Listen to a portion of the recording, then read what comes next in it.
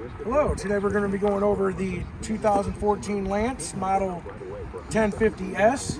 Basically, we're going to be starting on the side over here. Basically, you got the storage compartments up top, down below. You got a manual crank handle in here as well for your jacks. Let's hope we ain't ever got to use those guys. There's a lot of just back and forth going, and it's not a good time. You do have two outside speakers out here, one over there, one right here. You can turn those on and off inside on the control radio. Inside here is our storage compartment where you got your power cord. And this guy here is going to be the your gold key.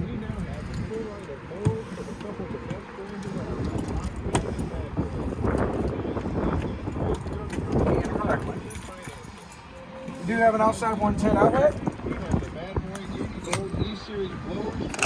Connection for an outside grill.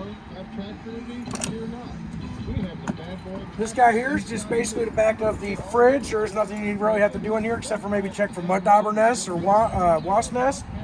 Other than that, this is usually just access for service. We're going to go ahead and come on around. And the front here, these guys are pretty much like little stiffeners. Kind of helps stiffen the front so it wouldn't rock on you as much if it wasn't on the truck. Inside here is where our propane tanks are going to be located. It's even labeled propane. Got two 20-pound tanks. This guy here is going to tell you what tank you're using. And as you see, it's reading green, so it's getting propane from it. When it's empty, it will turn to red.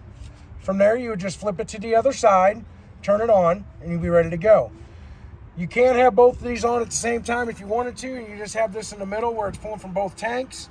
But when that's going on, when your propane's usually empty, they're both going to be empty. So we always like to recommend having one tank on at a time, so that way you know when one of them is going to be empty, and you know to get that refilled.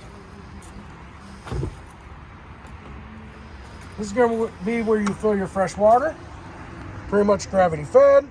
Just put it in here and let it fill. Read the monitor panel inside for when it reaches full. You do want to shut that water off.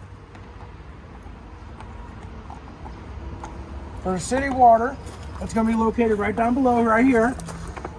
You always want to make sure on the water spigot you have a pressure regulator. From there, your options of an inline water filter if you want to have one, and then your blue or white water drinking hose. From there, you'll hook up to this guy. You'll be ready to use the cold side right away. You do have to wait for the water heater to fill with hot water you would have water on the hot side. There is water in this at this time. This guy is your 7-way hookup, so you can plug your 7-way into it, and then goes to the back.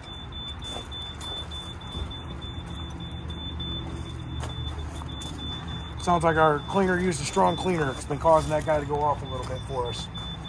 This guy here is going to be your furnace. Pretty much, you never want to block this, but you do always want to make sure that you put a screen over this to keep the mud dauber and wasp out of there. Back of the water heater, pretty much where you would drain the tank. It's going to be this guy right underneath here. And this is usually, they keep changing the size on this guy, but usually it's either a 15/16 or I believe, or 7/8. It's going to be one of those two. Always make sure you relieve the pressure whenever you go to drain this guy. Otherwise, you get a shower. Yes, or else you will get a shower. Underneath here is where your connection is to do your black tank flush. You'd always make sure that, I like to recommend having this pressure regulator on that as well. So that way, whenever too strong water pressure won't damage the check valve that's on the inside there. But basically, you'll hook up your hose, black tank, black hose. It keeps it simple. But hook up to that, but don't turn your water on yet until you've gone inside this guy right over here and have made sure the black handle has been pulled. When you go to do that, make sure your sewer hose is connected. It gets connected right underneath here. As you see at this time, it is actually, I have it connected. But then from there, you would turn on the water and you'd be ready to pretty much flush the tank. This guy here is just going to be your outside shower. Whenever you are done doing your flush, do always make sure that you unhook the hose from the spigot first before you unhook it from the coach. Inside here also, once you've undid your black, you would close the black handle and pull the gray to drain the gray tank. These guys here are going to be your low point drains. These guys here for your hot and cold.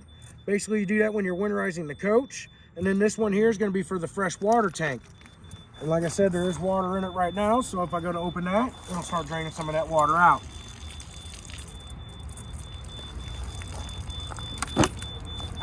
All right. I'm going to step in here real quickly and wind that guy up. All right. Pretty much there was some strong cleaner in there that was causing that guy to go off, so I had to go ahead and get our door opened up. I went ahead and hit our silence button or our reset button on that guy. So for your front door, it's going to be your black keys. Pretty much you got your deadbolt or your door handle. Or wait, was that one the deadbolt? Oh, I think that one is the deadbolt. I'm sorry. That one's a deadbolt. And you turn the key to the left. And you are not able to pull that key out. It has to come straight up and down to pull the key out. So if you turn it to the right thinking you locked your deadbolt, you did not. And then for this guy here, you turn it to the right, it locks your door handle. But you're also able to pull that key out. It does have a code you can use. It also has a key fob to go with that. So you can generally, let's see, I believe it is. Where is it? It's gonna make me, I see you flashing. Let's try that. As you see, I just hit the remote. Lock, unlock. Ooh, pretty slick. So if this starts not working, there is batteries behind this guy. You just remove these screws and you just replace the batteries in that. All right, looks like we may have possibly beat the storm that's trying to come in. So we're gonna step inside. Oh, before we step inside, you do have switches here. Pretty much you got a docking light, which is gonna be right up there. You got right and a rear light. Rear light. And right light. Over here, basically right above the fridge area.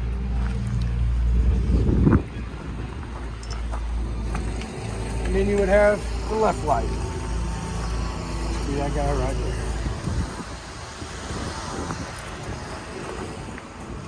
All right. Next, this guy here is going to be your remote. To use the remote, you have to push this guy right here where it says remote activation switch. Turn that guy on, and it'll start being able to react. Then you'll push this button here to turn it on. And then from there, you're able to extend your jacks.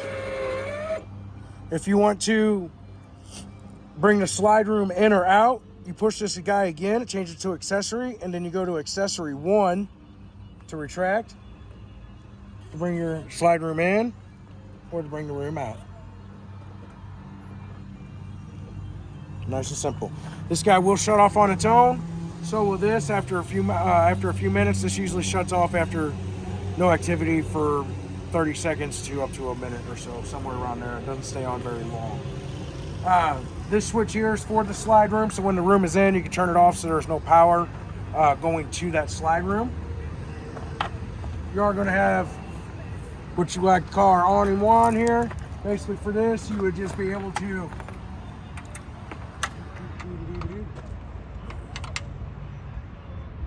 flip that guy up.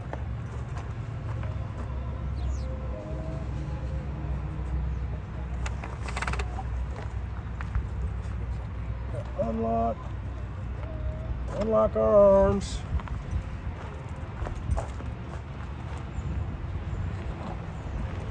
There we go. This guy will come on out.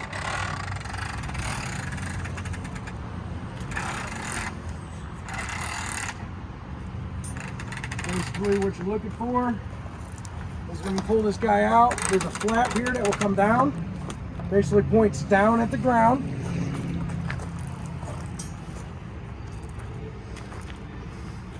And which you don't necessarily have to do that either. This guy here goes and locks into place. Then from there you can lift your handle, make sure this is loose, and then lift your handle, take it up. Lock it in. Lock it in. You go do the same thing on the other side. Hopefully I didn't overextend.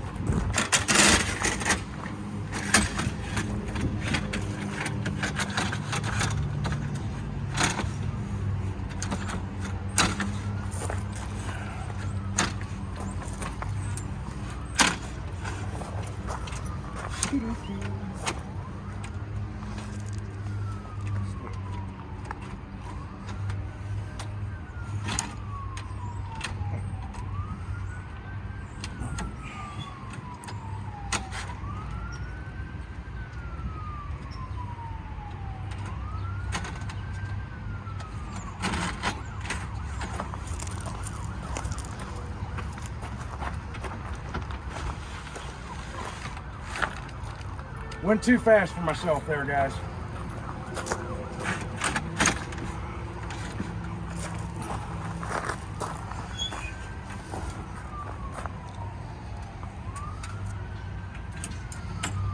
There we go. All right. Locked in. It's been a while on a manual. Just kind of go up so far, do the same thing on the other side so you got what you like. And then you tighten those stars down and it'll stiffen that up so there isn't a whole lot of play in those.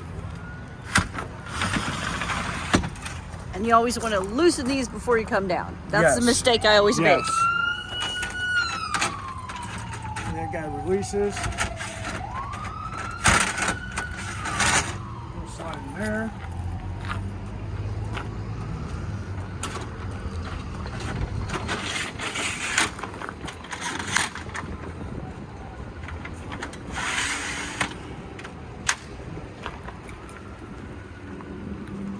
And always try to make sure you got your awning, you're holding your fabric. Then you're gonna hit your switch here to roll it back in. Once you get to a certain point, you will need this guy here to help you feed it all the way in. Just like so. And your arms. Squeeze that together to lock it into place. There we go. All right. Good timing, I should say.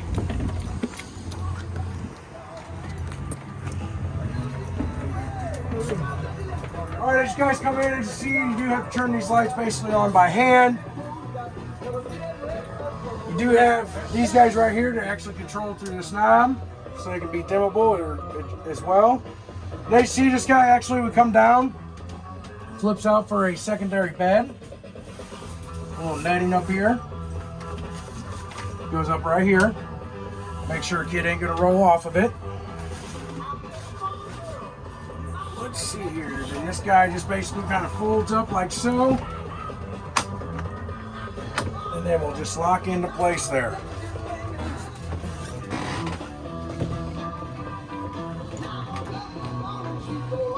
There we go. Your table would also fold into a bed as well. You kind of move the cushions out of the way. Then this guy here, you pull this, and we'll bring it down.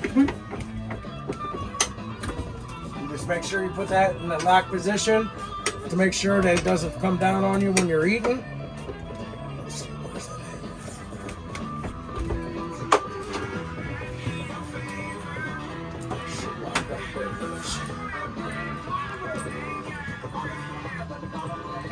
All right. So next, got your little counter space area here, storage here, and up here as well. These guys got little handles you got to kind of push in to release the locks. Same with down here in your compartments. And this one here is going to have all your shade covers for basically most of the vent lids and skylights, things like that. Your other drawer under the other bench seat has a lot of your manuals in it.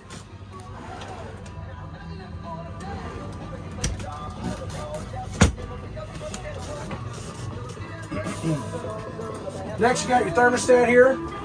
This guy's pretty simple. Basically, you just choose what you want. Either you want the air conditioner, just flip it over to air.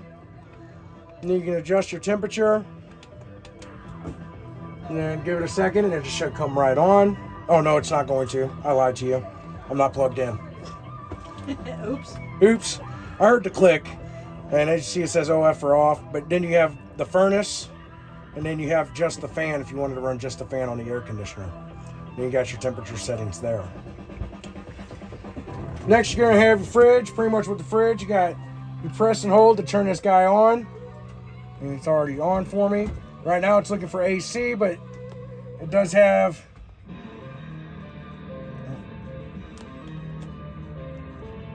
Did I turn it off? Oh, okay, I did turn it off. You can choose different modes between just AC, so whenever you're plugged into Shore Power.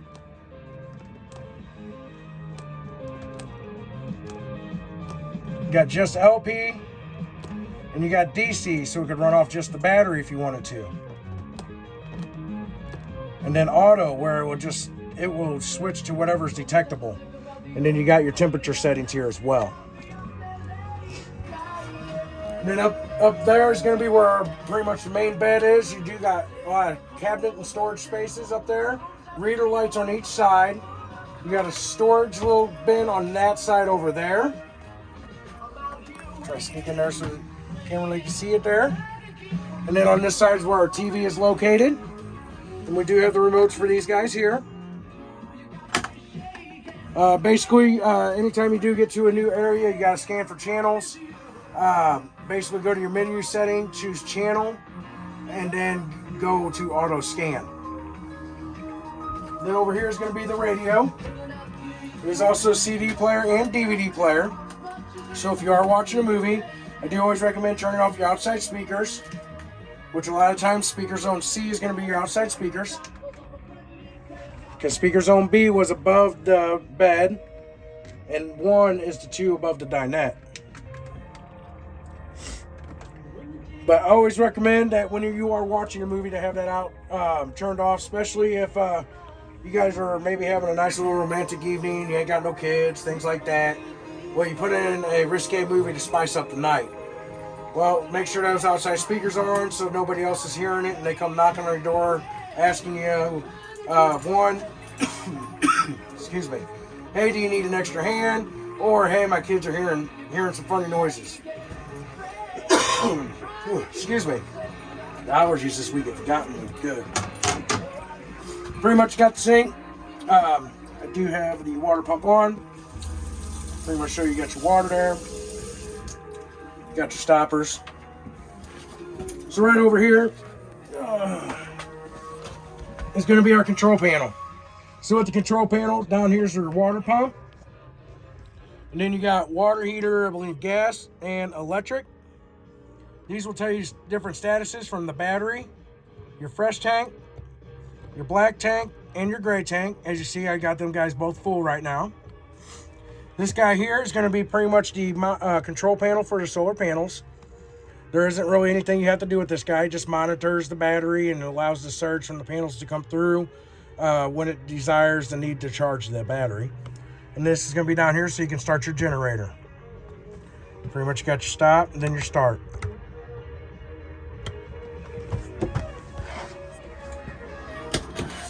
These guys here are locks, so they just kind of open and unlock.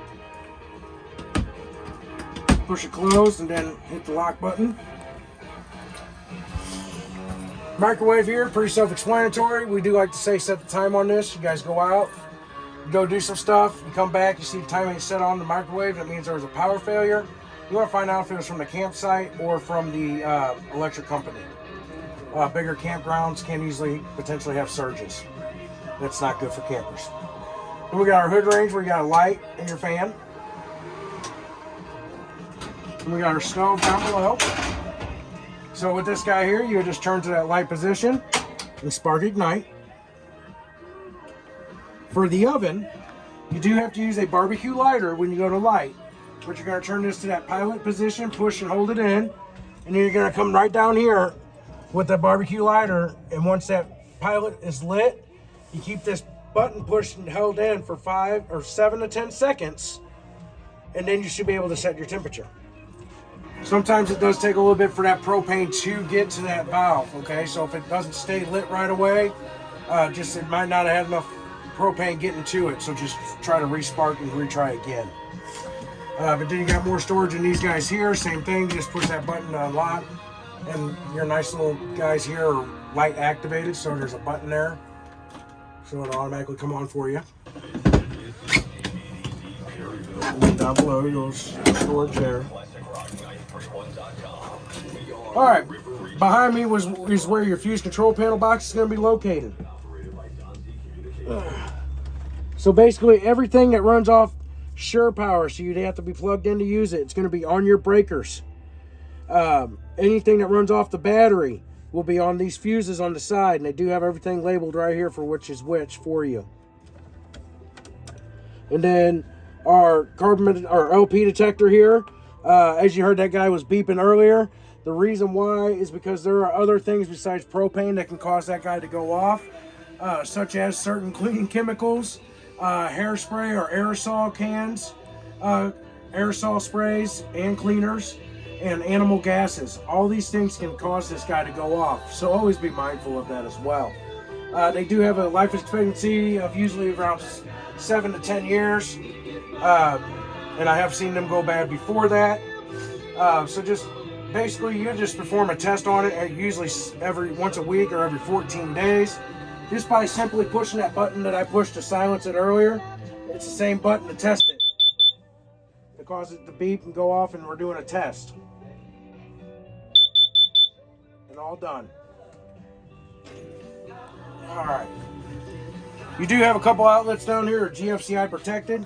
So if there are some outlets that might not be working, first check these GFCI outlets and make sure they ain't been tripped. There's one there, there's one right above that LP detector as well. All right, time for the truck camper two-step again. Yeah. Do-si-do. Ta-da. You got your light switch right here for the bathroom. And then you got your sink, your toilet there. When you go to press this or pull the pedal, it'll automatically add water for it, pull it all the way down to flush. You do got storage in there as well, toilet paper holder. You do got a medicine cabinet up there as well, your vent. This guy here swings inward, so that way you know it's not in the way when you can have it out when you're taking showers, things like that. And you do also have another rod right here. Actually kind of goes up in here, so if you guys wanted to have a little clothes rod there, you have that as well. Let's see. Your shower head does have a stopper button or a reducer button. Pretty much reduces the flow. Doesn't usually always stop the flow of water completely, but usually this is designed because your water heater is only 6 gallons. The average American uses 38 gallons of just hot water when they take a shower, so you're just outmatched out of the gate. That reducer tries to help you get the most out of the shower. I always just like to recommend, if you're at a camp that actually has like shower houses, I would just recommend try to use those guys. Just that way you can actually be able to enjoy a shower. But if you had to take a shower in here, just note, you do got to try to do your best to get the most out of the hot water. And then from there, we have basically made our way around the coach. Hopefully this video was knowledgeable and informational for you. If you guys do have questions, please feel free to call us, and we do our best to try to answer all those questions for you over the phone. Thank you and have a wonderful day.